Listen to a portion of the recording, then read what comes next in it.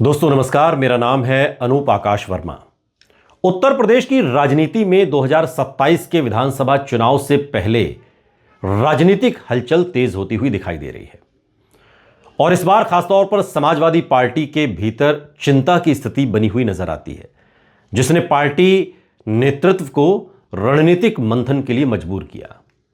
और इसी कड़ी में जब समाजवादी पार्टी के मुखिया अखिलेश यादव ने लखनऊ में लोकसभा और राज्यसभा सांसदों की अहम बैठक बुलाई, तो बैठक का मुख्य एजेंडा पंचायत चुनाव की तैयारी, संगठन की मजबूती और 2027 रहा। लेकिन इस चर्चा के दौरान दो प्रमुख नाम बार बार उभर कर सामने आए। वो दो नाम हैं असदुद्दीन ओवैसी और चंद्रशेखर आजाद। ये लखनऊ में इस बैठक में उठे हैं जो अखिलेश यादव ने बुलाई थी सांसदों की, लोकसभा और राज्यसभा के। सांसदों ने इन दोनों नेताओं की बढ़ती सक्रियता को लेकर गहरी चिंता व्यक्त की और भविष्य की संभावनाओं पर बात की। महाराष्ट्र के निकाय चुनाव और बिहार के पिछले नतीजों ने समाजवादी पार्टी को सोचने पर मजबूर कर दिया।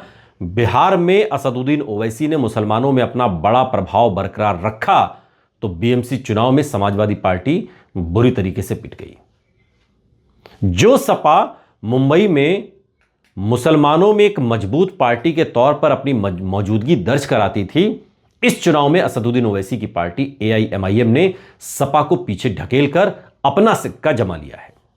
और यह बहुत बड़ी चिंता की बात है।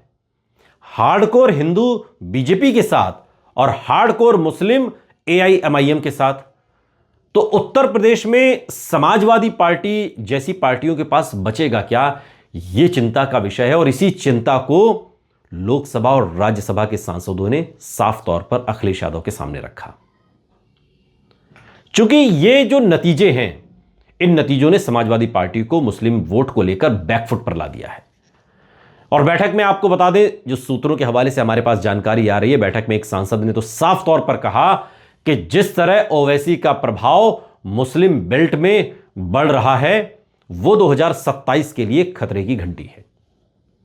वहीं एक और सांसद ने चंद्रशेखर आजाद का मुद्दा उठाते हुए कहा कि पश्चिमी यूपी में वो जमीन पर सपा के स्थानीय नेताओं को तोड़ भी रहे हैं। अभी हाल ही में उन्होंने राष्ट्रीय लोकदल के एक बड़े नेता को तोड़ा। हालांकि अखिलेश यादव ने अपने सांसदों को भरोसा दिलाया कि वक्त आने पर वो इन चुनौतियों से निपट लेंगे। लेकिन सवाल यह है कि क्या भविष्य में ओवैसी इंडिया गठबंधन का हिस्सा बनेंगे या अखिलेश यादव का अकेले ही सेंधमारी को रोकना होगा। लेकिन जब अखिलेश यादव मीटिंग में यह कहते हैं कि हम भविष्य में इन दोनों से निपट लेंगे, बात कर लेंगे, समाधान हो जाएगा, तो यह एक इशारा है कि 2027 से पहले सांसद अगर यह कह रहे हैं समाजवादी पार्टी के कि भैया या तो कोई मजबूत रणनीति लाओ वरना इन दोनों से समझौता कर लो, यही सबसे बेहतर विकल्प है। क्योंकि ये पीडीए की लड़ाई में भी फिट बैठते हैं। पीडीए पिछड़ा, दलित, अल्पसंख्यक। दलित और अल्पसंख्यक यानी चंद्रशेखर आजाद और असदुद्दीन ओवैसी, और पिछड़ा यानी कि अखिलेश यादव। भाई यही तो है ना पीडीए उत्तर प्रदेश का। पीडीए का क्या मतलब है? आप लोग जो वीडियो देख रहे हैं, अगर मेरी बात से इत्तेफाक ना रखते हो तो मुझे कमेंट बॉक्स में बताएं पीडीए के क्या, what is the definition of PDA? क्या है डेफिनेशन पीडीए की? यही है ना, पिछड़ा, दलित, अल्पसंख्यक। और उत्तर प्रदेश में पिछड़ा मतलब अखिलेश यादव, दलित मतलब चंद्रशेखर आजाद, अल्पसंख्यक मतलब असदुद्दीन ओवैसी। यह गणित उत्तर प्रदेश में है जो सांसदों ने एक सुर में अखिलेश यादव को समझाया है। पीडीए की लड़ाई 2027 रणनीतिक सांस। इस बैठक से बाहर आए नेताओं ने भले ही कैमरे पर ओवैसी के नाम को टालने की कोशिश की, लेकिन उनके बयानों में पीडीए, पिछड़ा, दलित, अल्पसंख्यक की एकता का जिक्र बार बार आया। पीडीए की एकता यानी कि अखिलेश यादव, चंद्रशेखर आजाद और ओवैसी की एकता।